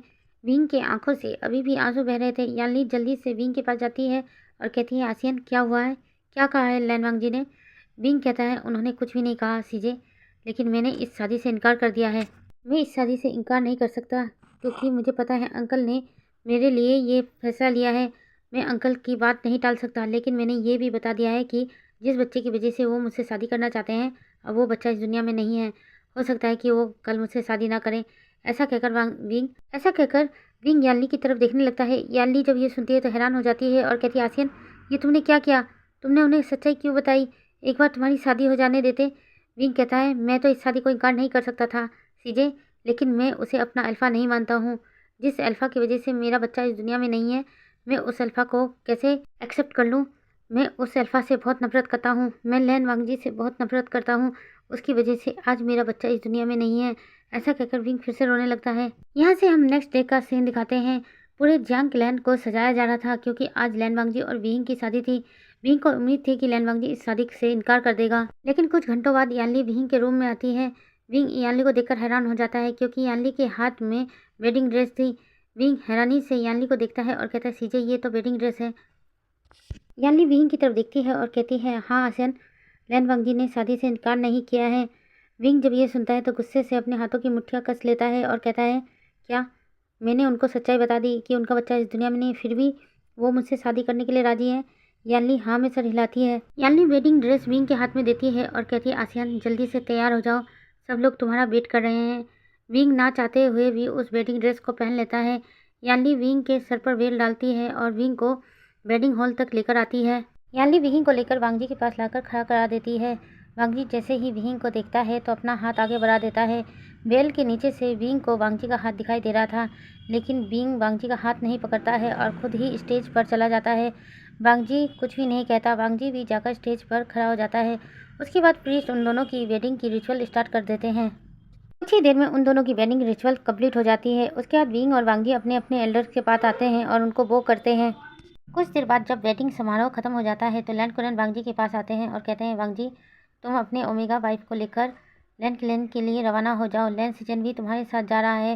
वांग जी बस हूँ कहता है। उसके बाद वो विंग का हाथ पकड़ने जाता है तो विंग वांग जी का हाथ झटक देता है। लैंड कुरन सब देख रहे थे लेकिन कुछ भी नहीं कहते। जियांग फेमे जल्दी से विंग के पास आते हैं और प्यार से उसके सर पर हाथ से थपथपाते हैं और कहते हैं, मैं तुम्हें तुम्हारे अल्फा को सौंप रहा हूँ। उम्मीद करता हूँ भविष्य में तुम दोनों के बीच सब कुछ सही हो जाएगा। विंग जब ये सुनता है तो जल्दी से जियांग फेमिया को हक कर लेता है। जियांग फेमिया प्यार से विंग के बैग को सहलाते हैं और कहते हैं, अब तुम्हारे जाने का वक्त आ गया है विंग, ऐसे नहीं रोते हैं। इतने जियांग यानली और जियांग चैंग भी आ जाते हैं। जियांग यानली और जियांग चैंग ही दोनों विंग से मिलते हैं और विंग भी उन दोनों को हक करके रोता है। उसके बाद यानली विंग से कहती है, आशियन अब तुम्हारे जाने का वक्त आ गया है, तुम मुझे हमेशा चिट्ठी लिखते रहना और बताते रहना तुम कैसे हो। विंग हूँ में सर हिलाता है। उसके बाद जियांग फेमिया विंग के करीब आते हैं और उसका हाथ अपने हाथ में लेते हैं। उसके बाद वांग जी का हाथ अपने हाथ में लेते हैं और दोनों के हाथ को मिलाकर कहते हैं, अब तुम दोनों को सारी ज़िंदगी एक साथ ही रहना है। वांग जी विंग का हाथ पकड़ लेता है लेकिन विंग अपने हाथ को कस रहा था। वांग जी को महसूस हो रहा था कि विंग इस वक्त बहुत गुस्से में है, लेकिन वांग जी फिर भी कुछ नहीं कहता है और विंग का हाथ पकड़कर चलने लगता है। उसके बाद विंग को लैंड क्लेन लाया जाता है। विंग का बहुत अच्छे से स्वागत होता है।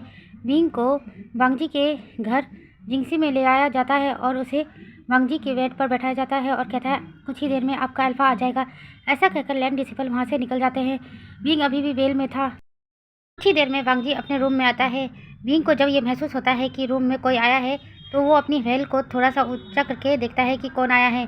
जब विंग को ये महसूस होता है कि लैंड वांग जी आया है तो विंग फिर से अपना वेल नीचे कर लेता है। वांग जी विंग के पास आता है और विंग के वेल को हटाने की कोशिश करता है, लेकिन तभी विंग वांग जी का हाथ पकड़ लेता है और खुद ही अपना वेल हटा देता है और कहता है, मैंने आपको अपना अल्फा माना ही नहीं तो ये हक मैं आपको कैसे दे सकता हूँ, मैं आपसे बहुत नफरत करता हूँ। कहने के लिए आज हमारी वेडिंग नाइट है, लेकिन अगर आपने मुझे मेरी मर्जी के खिलाफ हाथ लगाया तो मैं खुद को ख़त्म कर लूँगा। ऐसा कहकर विंग एक नाइफ निकालता है। वांग जी जब उस नाइफ को देखता है तो विंग की तरफ हैरानी से देखने लगता है। विंग वांग जी की तरफ देखता है और कहता है, अभी इसी वक्त इस रूम से निकल जाइए। वांग जी जब ये देखता है कि विंग बहुत गुस्से में है तो विंग से कुछ भी नहीं कहता, चुपचाप उस रूम से निकल जाता है। वांग जी के उस रूम से निकल जाने के बाद विंग अपने नीज को हक कर लेता है और रोने लगता है। दिन के बाद से विंग और वांग जी की लाइफ नॉर्मल चल रही थी, लेकिन वो दूसरों के लिए। विंग और वांग जी जब अकेले होते थे तो विंग हमेशा वांग जी को इग्नोर किया करता था। वांग जी विंग से बात करने की कोशिश करता था, लेकिन विंग हमेशा इग्नोर करके चला जाया करता था या गुस्से में वांग जी को देखा करता था। वांग जी विंग की हर ज़रूरतों का सामान लाकर दिया करता था, लेकिन विंग उसे एक्सेप्ट करने के बजाय बाहर फेंक के आ जाया करता था, जिससे वांग जी को बहुत बुरा लगता था। लेकिन वांग जी विंग को एक शब्द भी कुछ भी नहीं कहता था। देखते ही देखते 3 महीने बीत जाते हैं, लेकिन वांग जी और विंग की मैरिड लाइफ में कुछ भी चेंज नहीं हुआ था। विंग हमेशा वांग जी को इग्नोर कर दिया करता था। अब हम प्रेजेंट टाइम में देखते हैं। वांग जी लड़खड़ाते हुए अपने रूम में आता है। विंग और वांग जी का रूम अलग अलग था, इसलिए वांग जी अपने रूम में आकर लेट जाता है। विंग भी इस वक्त जिंगसी में था और कुछ काम कर रहा था। विंग को जब महसूस होता है कि वांग जी लौट आया है और अपने कमरे में गया है तो विंग जिंगसी से बाहर आ जाता है और कोल्ड फाउंट की तरफ जाने लगता है। कोल्ड फाउंट के पास जाकर विंग एक पेड़ का सहारा लेकर बैठ जाता है और इधर उधर का नज़ारा देखने लगता है। तभी लैंस सिजन विंग के पास आते हैं। विंग जब ये देखता है कि लैंस सिजन आया है तो जल्दी से विंग खड़ा हो जाता है और उन्हें वो करता है। लैंस सिजन भी मुस्कुराकर विंग को वो करते हैं और फिर विंग को बैठने का इशारा करते हैं और वो भी जाकर विंग के पास बैठ जाते हैं। विंग जब देखता है कि लैंस सिजन बैठ गए हैं तो वो भी बैठ जाता है। लैंस सिजन भी नज़ारे को देख रहे थे। उसके बाद लैंस सिजन विंग की तरफ देखते हैं और कहते हैं, क्या तुम्हारी और वांग जी के बीच है? अभी तक सब कुछ ठीक नहीं हुआ? विंग हैरानी से लैंस सिजन की तरफ देखने लगता है। लैंस सिजन मुस्कुरा देते हैं और कहते हैं, आइंग, क्या मैं तुमसे एक सवाल पूछ सकता हूँ? विंग जब ये सुनता है तो हाँ में सर हिला देता है। लैंस सिजन कहते हैं, क्या तुमने आज तक वांग जी को कभी बात करते हुए देखा है? विंग जब ये सुनता है तो लैंस सिजन की तरफ देखने लगता है। लैंस सिजन मुस्कुरा देते हैं और कहते हैं, शायद आज तक तुमने कभी वांगजी को बात करते हुए नहीं देखा होगा ना। विंग हाँ में सर हिलाता है। लेन सिचन फिर से मुस्कुरा देते हैं और कहते हैं हाँ, क्योंकि वांगजी कभी किसी से बात ही नहीं करता है। विंग हैरानी से लेन सिचन की तरफ देखने लगता है। लेन सिचन भी विंग की तरफ देखते हैं और कहते हैं हाँ, वांगजी कभी किसी से बात नहीं करता है। इसका मतलब ये नहीं कि वांगजी गूंगा है। वांगजी गूंगा नहीं है, वांगजी बोल सकता है, लेकिन वो किसी से बात नहीं करता। तुम्हें पता है, जब वांगजी बहुत छोटा था तो मेरे माता और पिता की डेथ हो गई थी। वांगजी ने उन दोनों की डेथ अपने आंखों से देखी थी, जिस सदमे को वांगजी झेल नहीं पाया। वांगजी ने अपने आप को पूरे 3-4 महीने के लिए जिंगसी में कैद कर लिया था। ये जिंगसी मेरे मदर और फादर का घर है। उसके बाद वांगजी जब बाहर आया तो वो किसी से ज़्यादा बात नहीं करता था। अगर वो बात करने की कोशिश करता था तो उसे घबराहट होना स्टार्ट हो जाती थी। उसे सोशल फोबिया है, वो किसी से ज़्यादा बोलता नहीं है। वो चुप रहना ही पसंद करता है, क्योंकि जब भी वो बात करने जाता है तो वो हकलाने लगता है। घबराहट में एंजाइटी होना स्टार्ट हो जाती है, कभी कभी तो वो बेहोश भी हो जाता है। तुम्हें पता है विंग, जिस दिन पहली बार तुम वांगजी की लाइफ में आए थे और वांगजी ने अपनी रात तुम्हारे साथ बिताई थी, तो वांगजी ने आकर मुझे सब कुछ बता दिया था। उस दिन के बाद से वांगजी सिर्फ तुम्हें ढूंढ रहा था। एक दिन तुम उसे दिखाई दिए। वांगजी जल्दी से मेरे पास आता है और कहता है गगा, मैंने उसे देखा है, तो मैं भी तुमसे मिलने आ गया। मैंने तुमसे बात की तो पता चला तुम जियांग क्लैन से बिलोंग करते हो और जियांग क्लैन के सर्वेंट के तौर पर यहाँ आए हो। वांगजी चाहता था कि तुम भी क्लास लो, इसलिए मैंने तुम्हें क्लास लेने को कहा था। पता है विंग, जब भी तुम क्लासेस लेने आते थे, वांगजी की नज़र हमेशा तुम पर रहती थी, लेकिन जैसे ही तुम वांगजी को देखते थे, वांगजी अपनी नज़रें दूसरी तरफ कर लिया करता था। वांगजी हमेशा से तुमसे बात करना चाहता था, लेकिन उसका डर उसके सामने आ जाता था, इसलिए वो तुमसे बात नहीं कर पाता था।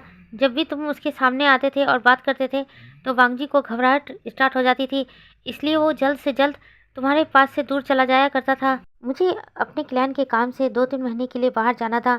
मैंने वांगजी से कहा था अगर तुम चाहो तो मैं विंग से बात करूं, तुम्हारे बारे में बताऊं, लेकिन वांगजी ने मना कर दिया था और कहा था गगा, जब आप लौट कर आएंगे तब बात करेंगे। उधर जब तुमने वांगजी को बताया कि तुम प्रेग्नेंट हो, वो भी उसके बेबी से, तुम्हें पता है वांगजी कितना खुश हो गया था। वांगजी इतना खुश हो गया था, खुशी के मारे वो जल्दी से अंकल के पास गया था और अंकल को बताया कि उसने किसी ओमेगा के साथ अपनी रट बिटाई है। तुम्हें नहीं पता लैन क्लैन के नियम कितने सख्त हैं। अंकल को जब ये बात पता चली कि वांगजी ने ऐसे ही किसी रैंडमली ओमेगा के साथ अपनी रट बिटाई है, तो अंकल को बहुत गुस्सा आया। अंकल ने तो वांगजी को पनिशमेंट ही सुना दी। तुम्हें पता है वांगजी को पूरे 50 कोड़े मारे गए थे और उसे 3 महीने के लिए सेक्लोजन में भेजा गया था। मैं जब अपना काम ख़त्म करके वापस आया और मुझे पता चला कि वांगजी को पनिशमेंट मिली है, वो 3 महीने के लिए सेक्लूजन में है, तो मैं अंकल से मिला और अंकल को सारी बात बताई। अंकल को जब ये बात पता चली कि तुम प्रेग्नेंट हो, तो अंकल ने कहा ठीक है, वो जियांग क्लैन में जाएंगे, तुम्हारी और वांगजी की शादी करवाएंगे। मैं बहुत खुश हो गया था, वांगजी भी बहुत खुश था। तुम्हें पता है वांगजी ने अपने एक रूम को पूरे खिलौने से भर दिया था, जिसमें इस वक्त वांगजी रहता है। मुझे लगता है कभी तुम वांगजी के रूम में नहीं गए हो ना। ऐसा कहकर लेन सिचन विंग की तरफ देखता है। विंग नाम में सर हिलाता है। उसके बाद लेन सिचन फिर से कहने लगते हैं तुम्हें पता है जब हम जियांग क्लैन जा रहे थे, वांगजी कितना खुश था। पूरे रास्ते वांगजी मुझे बताते जा रहा था कि वो क्या करेगा, वो अपने बच्चे के लिए ये करेगा, अपने ओमेगा के लिए वो करेगा। मैं भी वांगजी को खुश देखकर खुश हो रहा था। उसके बाद हम जब जियांग क्लैन गए, सेक्ट लीडर जियांग ने और अंकल ने तुम दोनों की शादी फिक्स कर दी। अगले दिन तुम दोनों की शादी होने वाली थी। वांगजी तो और ज़्यादा खुश हो गया था। वांगजी को लगा कि वांगजी की शादी लगभग 1-2 महीने बाद होगी, लेकिन अगले दिन ही वांगजी की शादी तुम्हारे साथ हो रही है। ये जानकर वांगजी बहुत ही ज़्यादा खुश हुआ था। लेकिन जब मिस यानली हमारे पास आई और कहा कि तुम वांगजी से मिलना चाहते हो, और वांगजी जब तुमसे मिलने गया, उसके बाद जब वांगजी को पता चला कि उसका बच्चा इस दुनिया में नहीं है, वांगजी आकर बहुत रोया था। तुम्हें पता है विंग, तुमने तो उसे कह दिया कि तुम उससे नफरत करते हो, लेकिन वांगजी वांगजी तो तुमसे बहुत प्यार करता है विंग। तुमने तो वांगजी से कह दिया था कि इस शादी को इनकार कर दे, लेकिन वांगजी ने कहा नहीं, वो अपने ओमेगा को अपने साथ लेकर जाएगा, वो तुमसे शादी करेगा, इसलिए वांगजी ने तुमसे शादी की विंग। उसके बाद लेन सिचन अपनी जगह से खड़े होते हैं और विंग की तरफ देखते हैं और कहते हैं जो तुमने खोया है वो वांगजी ने भी खोया है। तुम्हें जितना दर्द हुआ है उतना दर्द वांगजी को भी हुआ है, या ये कहूँ वो दर्द उसे अब भी मिल रहा है। तुमने कभी वांग जी की पीठ को देखा है? एक बार जाकर वांग जी की पीठ चेक कर लेना। ऐसा कहकर लैन सिचेन वहाँ से चले जाते हैं। विंग अभी भी अपनी जगह पे स्टैचू बना हुआ था। उसे समझ में नहीं आ रहा लैन सिचेन क्या कहकर गए हैं। विंग अपनी जगह से खड़ा होता है और जिंगसी की तरफ जाने लगता है। जिंगसी के अंदर जाकर देखता है कि वांग जी इस वक्त अपने स्टडी टेबल पर बैठा हुआ था और कुछ लिख रहा था। वांग जी विंग के पास जाता है और वांग जी की तरफ देखने लगता है। वांग जी को जब महसूस होता है कि कोई उसको देख रहा है तो वांग जी अपनी नज़रें उठाकर देखता है तो सामने विंग था। विंग वांग जी को देख रहा था। वांग जी जल्दी से अपनी जगह से खड़ा हो जाता है और विंग को देखने लगता है। विंग वांग जी को देखता है और कहता है अपने सारे कपड़े उतारो। वांग जी जब ये सुनता है तो हैरान हो जाता है। वांग जी अपने कदम पीछे ले लेता है। विंग वांग जी के करीब आता है और कहता है तुमने सुना नहीं मैंने क्या कहा, अपने कपड़े उतारो। वांग जी घबराते हुए विंग की तरफ देखने लगता है और नामी सर हिलाता है, लेकिन विंग गुस्से से अभी भी वांग जी को देख रहा था और कहता है अगर तुमने अभी इसी वक्त अपने कपड़े नहीं उतारे तो मैं तुम्हें छोड़कर चला जाऊंगा हमेशा हमेशा के लिए। ऐसा कहकर विंग वहाँ से जाने लगता है, लेकिन तभी वांग जी विंग का हाथ पकड़ लेता है और कहता है कि मैं उतार रहा हूँ, तुम रुको। विंग जब वांग जी की आवाज़ सुनता है तो हैरान हो जाता है। वांग जी हकला रहा था। वांग जी एक बार विंग की तरफ देखता है और धीरे धीरे अपने कपड़े उतारने लगता है। वांग जी विंग के सामने हाफ नेकर था। विंग वांग जी की तरफ देखता है और कहता है पीछे मुड़ जाओ। वांग जी नाव में सर हिलाता है और कहता है नहीं नहीं विंग, दिखने की जरूरत नहीं है, कुछ भी नहीं है।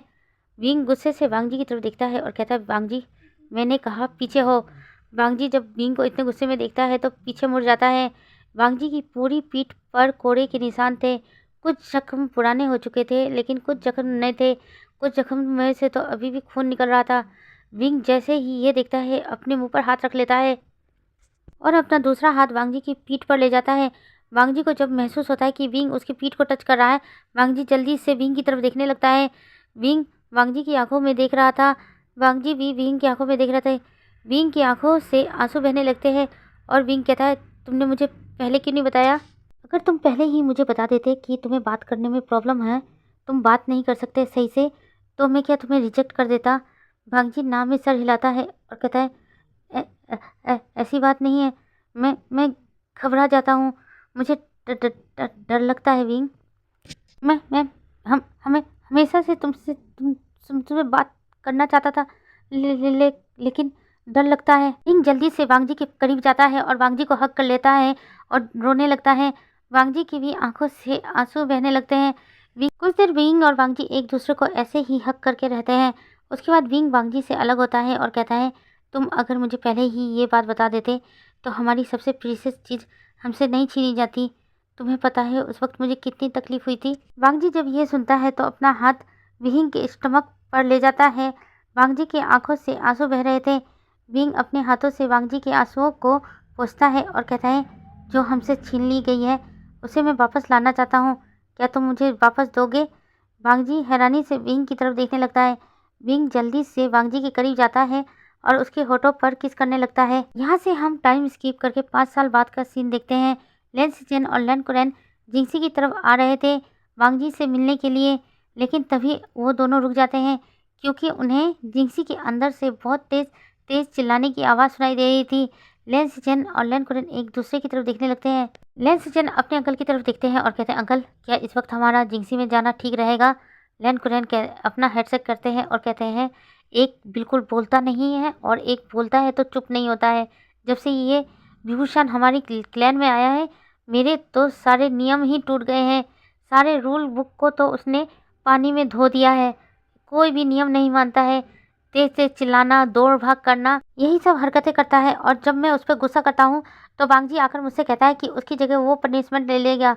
अपने ओमेगा की पनिशमेंट वांग जी ले लिया करता है। मुझे इस बात पर भी चिढ़ है।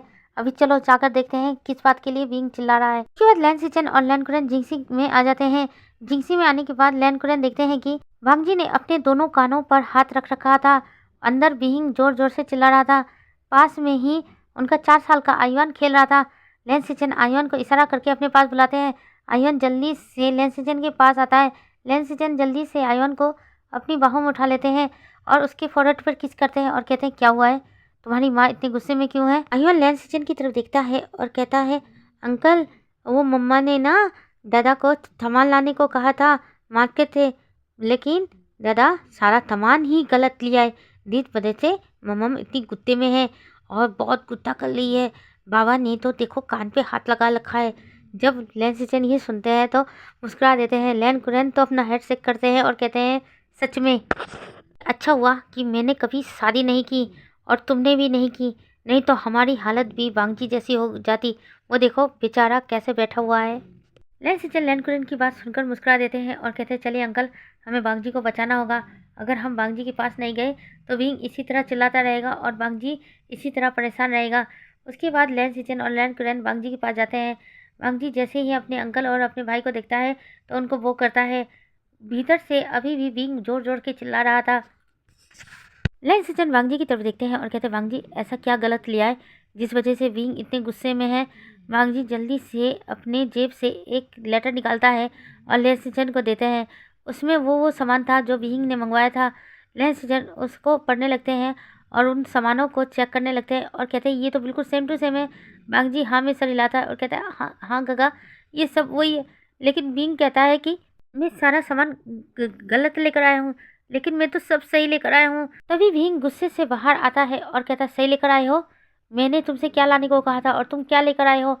मैंने तुमसे कहा था कि तुम टांग हलवा लेकर आओगे, लेकिन तुम क्यों नहीं लेकर आए हो? वांगजी जब भीम को देखता है तो जल्दी से भीम के पास जाता है और कहता है भीम तुमने बेबी को गोद में क्यों उठा रखा है? तुम्हें पता है ना तुम्हें तकलीफ होगी। ऐसा कहकर वांगजी भीम के गोद में 2 साल की उनकी बेटी वांगसिया थी। वांगसिया को जल्दी से वांगजी अपने बाहों में भर लेता है और भीम को देखने लगता है। विंग इस वक्त 5 मंथ प्रेग्नेंट था।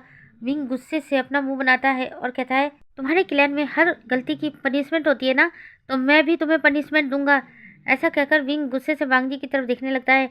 वांगजी विंग की तरफ देखता है और कहता है विंग अंकल और गगा यहीं पर है। विंग की नज़र जब लैन कुरैन और लैंसिचन पर जाती है तो वो अपने आप को शांत करता है और मुस्कुरा कर उन दोनों का स्वागत करता है और कहता है आप दोनों अंदर चलिए, मैं अभी आप दोनों के लिए चाय लेकर आता हूँ।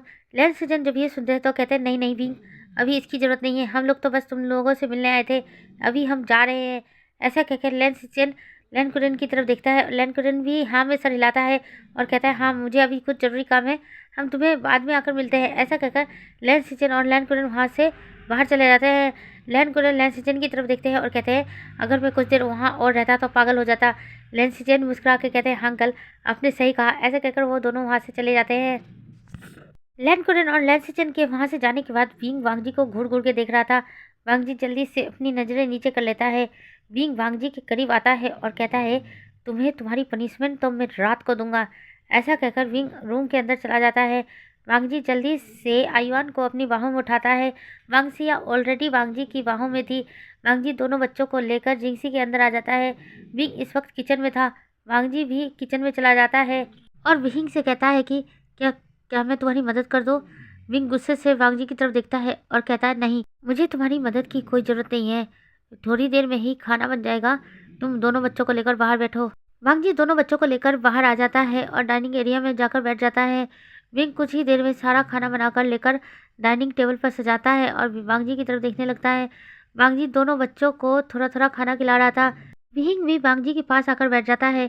वांगजी जब विंग को देखता है तो मुस्कुरा देता है। विंग भी वांगजी को देखकर मुस्कुरा रहा था। इसके बाद वांगजी और विंग अपने दोनों बच्चों की तरफ देखते हैं और मुस्कुराते हैं। वांगजी अपना हाथ विंग के स्टमक की तरफ ले जाता है।